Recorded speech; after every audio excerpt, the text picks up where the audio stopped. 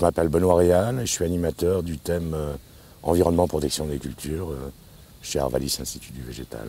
Alors, qu'est-ce que c'est qu'Agri-Perron? Agri-Perron, ça a été la volonté d'une coopérative agricole, Serena, de la Chambre d'agriculture de l'Aisne et puis d'Arvalis Institut du Végétal, en tout cas pour toute la partie produits phytosanitaires, de se mobiliser avec 76 agriculteurs sur un bassin versant de 14 000 hectares pour éviter toute pollution ponctuelle et toute pollution diffuse due aux produits phytosanitaires.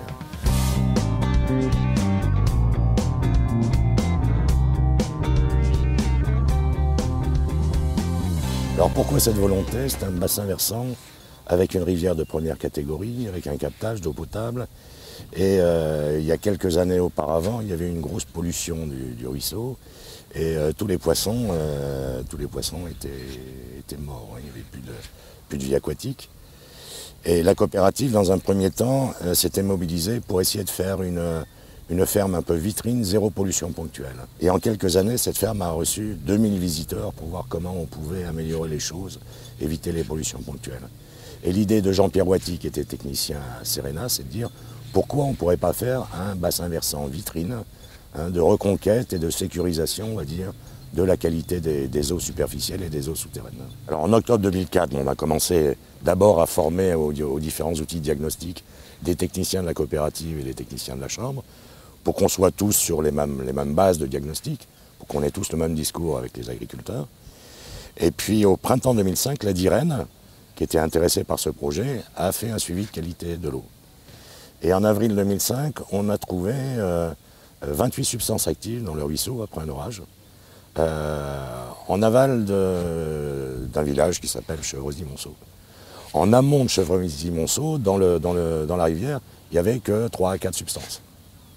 Donc ça confirmait une partie du diagnostic, c'est que, en fait, la plupart des pollutions du ruisseau provenaient de pollutions ponctuelles. Alors, on a quand même constaté qu'on avait de la contamination de la nappe, justement avec ces zones d'infiltration rapide, puisque en juillet, août, septembre 2005, le captage aurait dû être fermé parce qu'il y avait une substance qui dépassait le 0,1 microgramme par litre. Bon.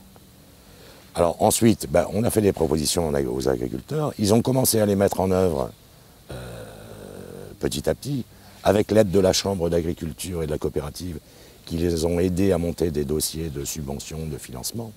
Ça, c'est important parce qu'il y avait des exploitations où c'était des investissements assez lourds.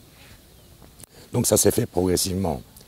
Ça n'empêche que printemps 2007, on avait déjà 52 exploitations, et notamment toutes celles le long du Perron, qui étaient complètement sécurisées au niveau de toutes les pollutions ponctuelles.